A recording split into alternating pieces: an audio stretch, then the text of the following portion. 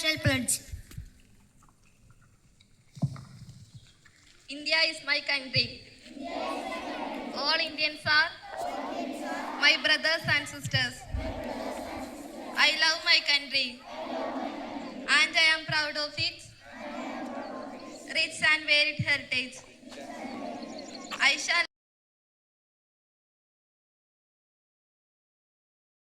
To deliver a short speech.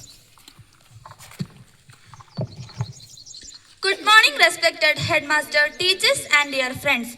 Today, I would like to speak a few words about cleanliness. Cleanliness is a good habit. Use dustbins and avoid throwing waste on the ground. A clean environment helps prevent diseases and makes our school beautiful.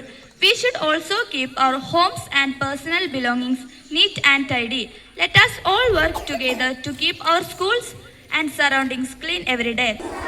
Please, all of you jump for twice. Jump twice. 1, 2, 3, start. Jump twice.